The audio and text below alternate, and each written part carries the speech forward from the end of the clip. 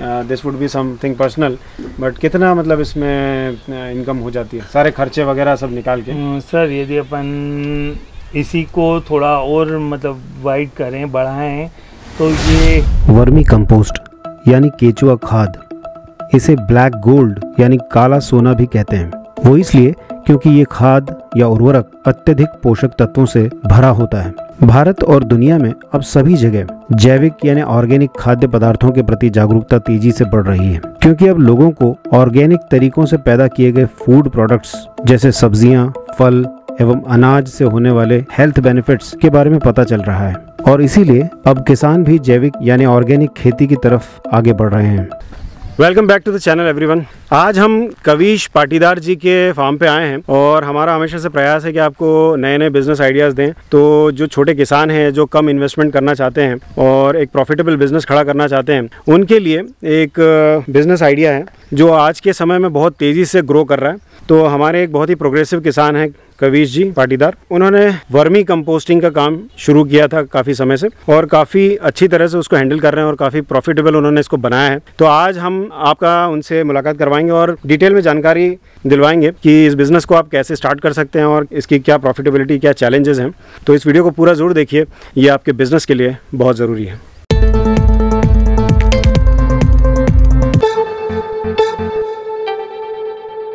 कविश जी profession से professor हैं और कॉमर्स पढ़ाते हैं ये कॉलेज में। मंदसौर नाम का शहर है यहाँ पास में, और वहाँ पे ये पढ़ाते हैं। और खेती में इनकी काफ़ी दिलचस्पी है और काफ़ी अच्छी तरह से इन्होंने यहाँ पे अपना फार्म डेवलप किया है। कविश जी बहुत बहुत धन्यवाद हमारे चैनल पे आने के लिए। और आज आपसे हम जानकारी लेंगे वर्मी कंपोस्ट के बारे में, क्योंकि आपने काफ़ी अच्छी तरह से यहाँ पे काम किया है वर्मी कंपोस्टिंग के क्षेत्र में। मुख्य रूप से वर्मी कंपोस्ट को बनाने के लिए केचुओं यानी अर्थवर्म्स की जरूरत होती है, जिनका मुख्य भोजन होता है गोबर। ये गोबर को खाकर जो मल उत्सर्जित करते हैं उसे ही वर्मी कंपोस्ट या जैविक खाद कहा जाता है। ये पूरी तरह से गंध रहित होता है। काले रंग का ये कंपोस्ट चाय की पत्ती की तरह दिखता है। केचुए के द्वारा पचाने के कारण इसमें कई माइक्रोब्स यानी सूक्ष्म जीव पैदा हो जाते हैं, जो पौधों को कई प्रकार के कीटों और बीमारियों से बचाते हैं। रिसर्च से पता चलता है कि वर्मी कंपोस्ट किसी भी दूसरे खाद से कई गुना ज्यादा पोषक होता है, जिससे फसलों की क्वालिटी और उनकी न्यूट्रिशनल वैल्यू साल दर साल बढ़ती चली जाती है। वर्मी कंपोस्ट की डिमांड लगातार बढ़ रही है, इसलिए इसका बिजनेस बहुत प्रॉफिटेबल है। वर्मी कंपोस्ट बनाने के लिए सबसे पहले आपको एक बेड बनाना होता है, जिसे वर्मी बेड कहा जाता है। ये जो आपने यहाँ पे बेड लगाए हैं, ये प्लास्टिक वाले जो बेड हैं, ये क्या प्राइस है इसका? सर ये अप्रोक्सीमेट 1600 to 1800 के वेरिएशन के साथ आपको अवेलेबल हो जाते हैं। अच्छा।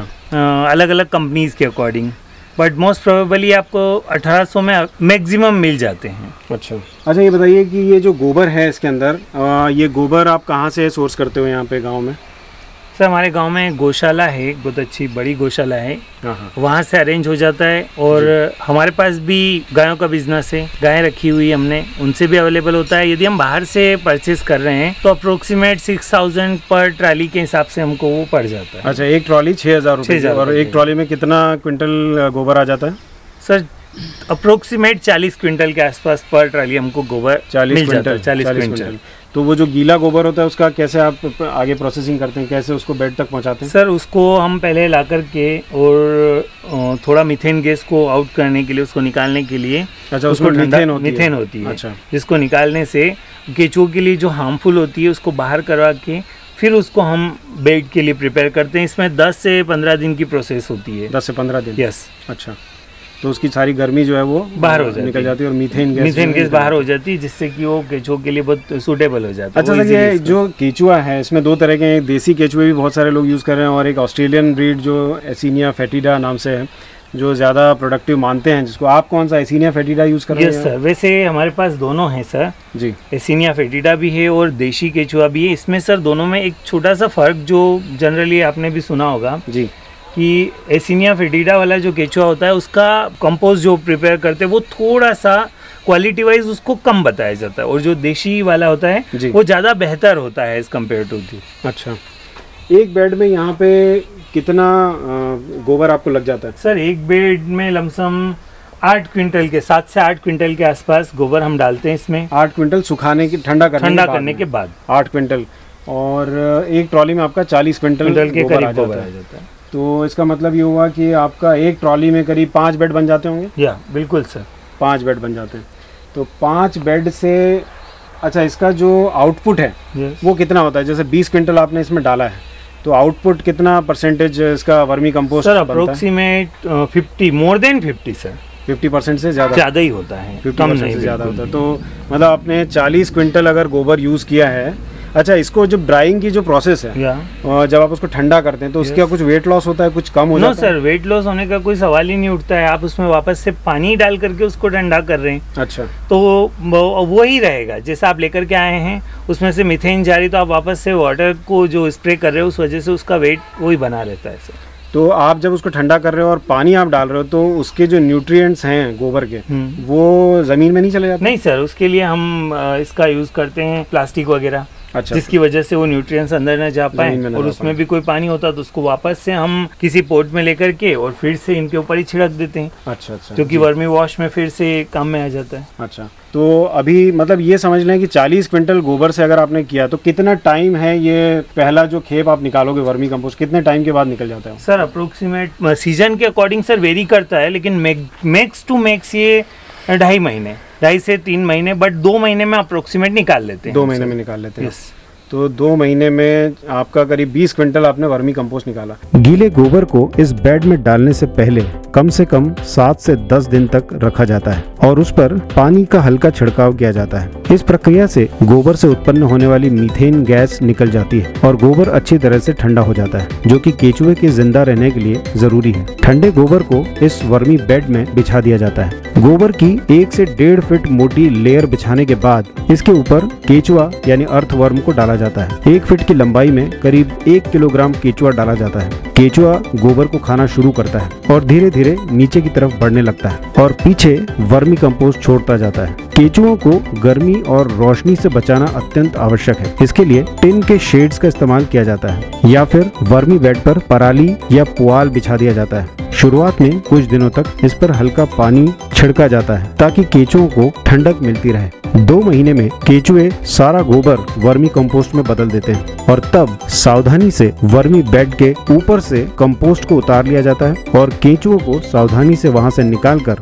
दूसरे तैयार किए हुए वर्मी बेड जहां ठंडा गोबर डाला गया है वहां शिफ्ट कर दिया जाता है और इसी प्रकार ये साइकिल चलती रहती है। अभी यहाँ पे आपको क्या रेट मिल रहा है? मतलब आप बेचना जाते हैं तो होलसेल में ही बेचते हैं आप इसको? सर होलसेल में ही, जो भी यहाँ आसपास के या रिटेल में? रिटेल में भी सर अभी हमने करा नहीं है, लेकिन रिटेल का यदि करने जाए तो 25-30 रुपये तक पर केजी के हिसाब से चला जाता है। अच्छा, पैकेजिंग के हिसाब से बता रहे हैं। ओके। लेकिन अब आसपास के किसानी इतने मतलब रिक्वायर्ड होता है कि हमको बाहर जाने की जरूरत ही नहीं होती, जितना भी होता है वो यहीं पे कंज्यूम हो जाता है, पूरा कंज्यूम हो जाता है। और हमारे खुद के लिए भी हम यूज करते हैं वो चीज। तो क्या रेट आपको मिल रहा है इसमें? सर 10 से 12 रुपए के आसपास ये हम चार्ज करते हैं और अप्रोक्सीमेट पूरा यही चलता भी है।